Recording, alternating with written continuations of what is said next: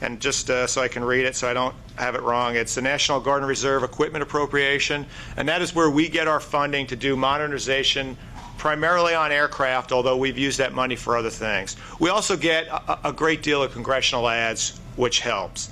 So we have a requirement, and a lot of times, when we talk about modernization, we like to think, in the real world that, we have a requirement first, and then we go get the resource, and then we make some sort of solution. But very often it doesn't quite happen that way, because if you don't have money, you're not even starting. So what NGREA has given the Air Force Reserve is that funding. Now, it goes up and down from year to year, so it's very difficult to plan. But it has an advantage. It's 3-year money, and what it does is it forces us in the reserve to only look out to about 3 years for the modernization for our aircraft, because beyond that, we're really just not sure that we're going to get funding. So that allows us to work kind of inside the Air Force process, where the Air Force is looking 5 to 10 years, and in some cases even further. So when NGREA comes into play, oftentimes there's a lot of friction there, because we're working programs that are very similar to Air Force programs, and sometimes they think there's a conflict there that maybe we're hurting it. But we like to, in Air Force Reserve, kind of call that healthy friction, because a lot of the things that we've spent money on has pushed the Air Force programs, and in the end made both of the programs better. Our requirements are also different from the Air Force, and they're not as top-down driven. And absolutely we respond to UONs or UNRs, but primarily our requirements are coming from the guys in the field. We have conferences at each of the NAFs and Air Force Reserve, and then we all get together with the Air National Guard at WEBTAC, and all the captains and majors give us their priorities for modernization. And we work those lists using NGREA and congressional ads, which is kind of a lot different. And then we kind of, what we call streamlined acquisition in the Air Force Reserve. And what that means, and not to try to give you a finance degree here, but we don't get development money. We're supposed to use off-the-shelf technology to modernize our airplanes. So since we don't have development money, if industry comes to us and says, hey, we have this great thing, we'd like to fly it, we think you want it, and we look to our captains and majors, and it is one of their requirements, we say, great, Company X, you've got to do it completely on IRAD, we can't give you any money at all. So that limits the people that come to AFRC and the Air National Guard, because they realize we're not going to come in with these multi-million-dollar developmental programs. They're going to have to do it themselves, and they become much more serious and make this stuff want to work. So we kind of have a great partnership with industry in the ARC, maybe even more so than the active duty, just because of that 1 to 3 year time frame. We also don't like to just leave things where we develop it and then that's it, which has kind of been a problem. We kind of call it a cradle to grave, at least at the test center, where we're going to support something until it is completely in the field and flying and being maintained in the field. And then that's when we leave it, normally with Glenn's guys, to keep carrying it through. So we just don't develop something and then throw it as SPO and say, you've got it. And this 1 to 3 year focus has led to a massive amount of success in the Air Force Reserve program out at the test center. Some of the things that especially General Stenner is interested in, self-protection, I would say that because of that 1 to 3 year focus, we lead the way in self-protection in the United States Air Force. Many of the integrated self-protection systems, especially the ones that are on fighters, were all developed at the test center. For precision engagements, the Air Force program to fly at night was Lantern. We in the ARC could not afford the Lantern program. So we developed NVGs for the ARC, and now there isn't a single fighter that flies anywhere in the world at night that doesn't fly the NVGs that were developed at the test center.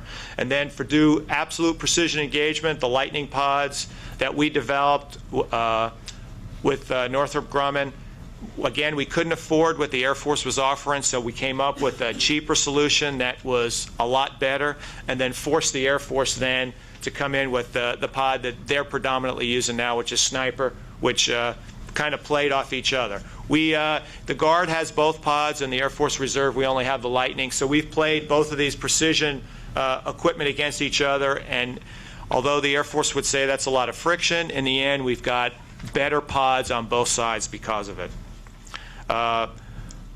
Our biggest challenge, though, as you can see, is we don't do things in AFRC, since Glenn already mentioned we are not the lead MAJCOM for a single weapon system. So we have got to partner with the MAJCOMs. So if we have a requirement, we have got to go to ACC or AMC or AFSOC, and they have got to support it because they direct the SPOs. And without SPO direction, we're dead in the water and we can't proceed. So we have a great relationship in AFRC with some of the MAJCOMs, not as great with others, but it is that relationship with the MAJCOMs that allows us to proceed, because we don't do anything in the ARC by ourselves. It has got to be a lead MAJCOM. I just like to leave you with kind of our motto for the last, I don't know, 25, 30 years has been, hey, we do 80% solutions at 20% of the cost. And I know there's been a lot of acquisition reform or attempts at acquisition reform, and a lot of people are trying to get to some sort of mantra like that. I think I've heard the chief talk about 75% of the solution at, I don't know what cost, but again, it's that 1 to 3 year focus, which leads us to these 80% solutions. We want to get something in the field, get it used. If we need to make it better later, we'll spiral it up. But it does no good to have a program 10 years on the drawing board while we continue to improve it in the ARC and never get it to our warfighters. So that's kind of how we deal with stuff at the test center. And I'll stop talking because I'm sure I've exceeded 3 minutes. Excellent. Thank you. Colonel Eggers. You can use my microphone if you want to take part of my time. All right. My story is about total force integration, but before I go into that, I'll echo Colonel Dick's remarks. I can confirm them firsthand. I met Charlie Stinner in 1989, I think, when I was a young captain, and he was at the Guard Reserve Test Center, and we were working on A-10 requirements, going back and forth, and that's where I learned all my pleasing mannerisms around senior officers. But I was involved in the first deployment of night vision goggles into the A-10 aircraft, the first Air Force aircraft, to get them working closely with the Guard and Reserve Test Center. And after my transition into the reserves in 1998, I worked in Air Force REOR on A-10 requirements for the Lantern pod, night vision goggles, etc., and actually detailed down to the Test Center for 2 years in 2001 to 2003. So ditto on everything you said. It's a great organization, and the notion of 80% of the capability for 20% of the cost is true. I can verify it. But then on to the Predator and Reaper. Predator and Reaper, the story here is total force integration.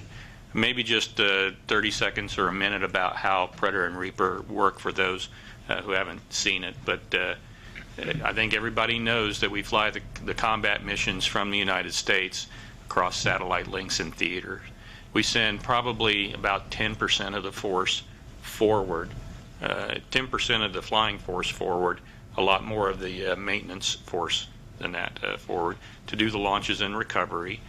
They do the airfield operations, launch the aircraft, and then about 10,000 feet they hand over the aircraft across satellite link to the combat forces, which are here in the United States. And currently supported by 9 combat squadrons spread across the entire United States, everywhere from North Dakota, California, Arizona, Texas, Nevada, and New York is just now standing up. I'll be going up and looking at them next week. The reserves support with 2 units right now. One of them's just standing up. The 78th Reconnaissance Squadron is an integrated associate unit. So they have about 63 billets. I think they have about 46 of them filled right now. And it is, frankly, manpower supply to the 432nd wing that flies both the Predator and Reapers. It's an active duty wing, the 432nd. And they're flying both training and combat. And the 78th Reconnaissance Squadron provides manpower billets to them, and there's a associate squadron from the Nevada Air National Guard, the 232nd, that also does the same thing. This began